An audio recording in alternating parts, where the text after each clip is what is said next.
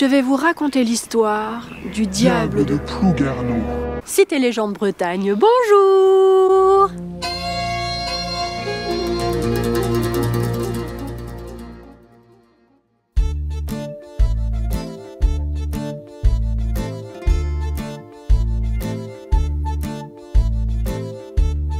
On se retrouve cette semaine dans une contrée un petit peu plus lointaine que d'habitude car nous sommes ici à Plouguerneau. Plouguerneau est une commune du Finistère Nord située à côté pas loin de Brest dans le Léon. Ici, le pays des abers. Un aber en breton, c'est un estuaire et nous sommes ici plus précisément sur l'abère vrac. Alors pour la traduction, il y a deux salles de ambiance. Il y a vrac qui veut dire vieille en parlant du poisson, donc l'estuaire de la vieille, le poisson. Et puis il y a aussi la traduction vieille sorcière, vieille fée pourrie par le crachin local. L'abère vrac berce depuis des siècles un monument exceptionnel que je vous présente aujourd'hui. Il s'agit du pont du diable.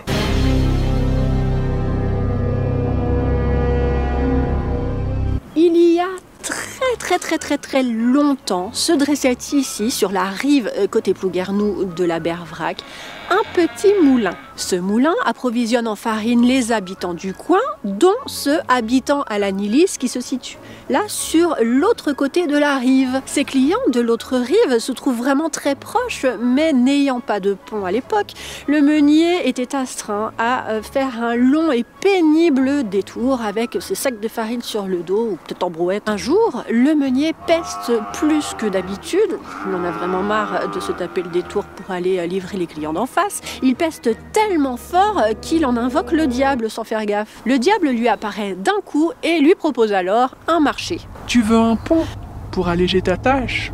Je peux te l'offrir. Dès demain matin, tu pourras rejoindre l'autre rive, là, les pieds au sec avec tes sacs de farine. Mais attention, la première âme qui traversera le pont sera à moi.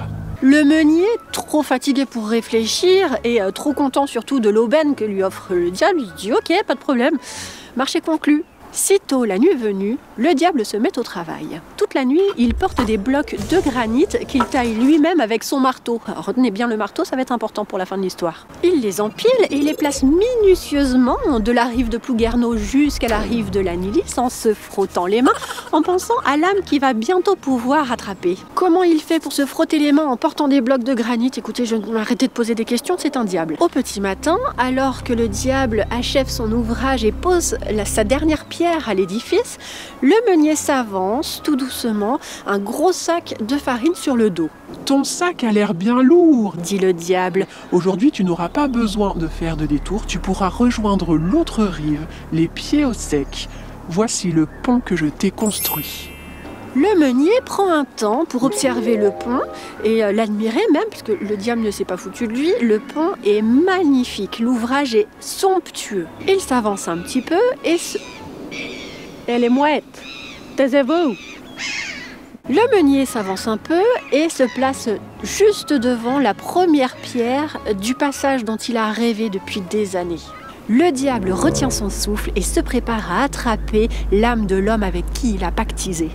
Tout à coup, le meunier prend son sac et le pose par terre. Il l'ouvre et c'est un chat qui en sort. Le chat, effrayé par la situation, court et traverse le pont. C'est donc le chat qui traverse le pont en premier et le diable, furieux de s'être fait rouler dans la farine. Le meunier, la farine, bon c'est pas de moi, hein, je reprends l'histoire telle qu'elle est écrite ou quasiment sur le panneau informatif côté rive de l'Anilis. Les gens de l'Anilis ont de l'humour. Le diable, furieux de s'être fait rouler dans la farine par le meunier, de rage prend son marteau et le jette. Le marteau finit sa course de l'autre côté de la rive et se plante dans la terre. Il prend la forme d'une croix. C'est la croix que l'on retrouve là-bas sur l'autre rive côté l'Anilis. Depuis, il est conseillé de ne jamais prier devant cette croix maudite. Voilà pour la légende. Et véritablement, ce pont-là est très vieux et je vous en parle.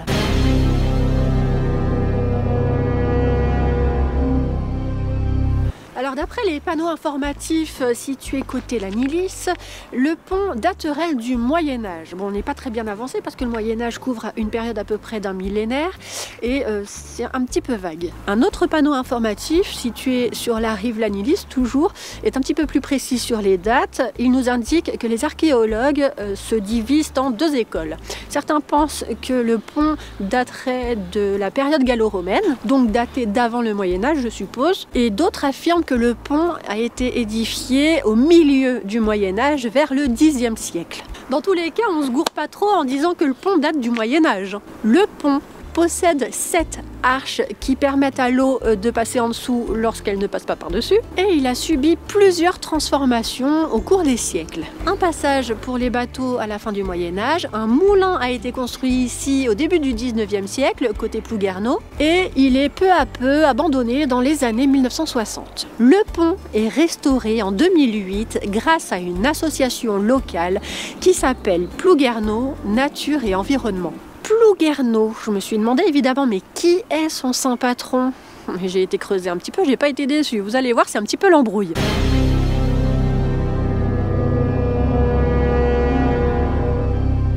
Plou en breton veut dire paroisse et Guerneau est une modulation du mot Kernéo qui veut dire cornouaille. Alors qu'on est dans le Léon, hein, première embrouille. Et le saint patron de Plouguerneau est Saint Kénan. Et Saint Kénan, il en existe 3 différents, dont un qui est à Cléder, qui possède son histoire, mais le Saint Kénan de Plouguerneau n'a pas d'histoire. Enfin, en tout cas, je n'en ai pas trouvé. Et les 3 Saint Kénan du coin, qui sont normalement différents, viennent tous d'un seul et même saint qui s'appellerait Saint Quay. Saint Quay qui possède lui-même 26 formes étymologiques. Vous voyez l'embrouille?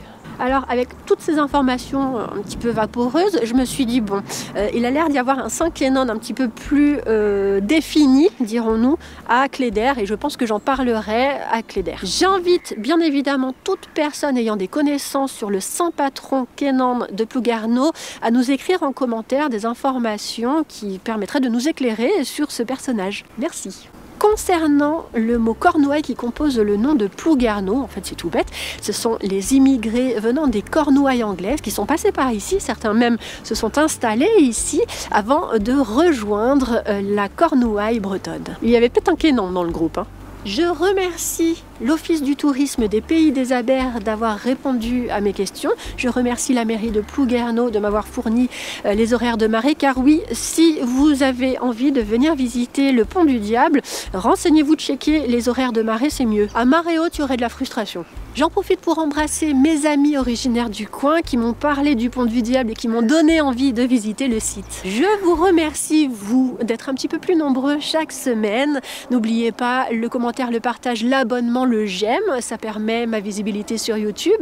Moi, ça me fait plaisir, ça m'encourage, ça me soutient dans ce projet que j'ai qui me tient à cœur. On se retrouve la semaine prochaine pour de nouvelles aventures bretonnes. Et en attendant, je vous dis, Kenavoar Véchal!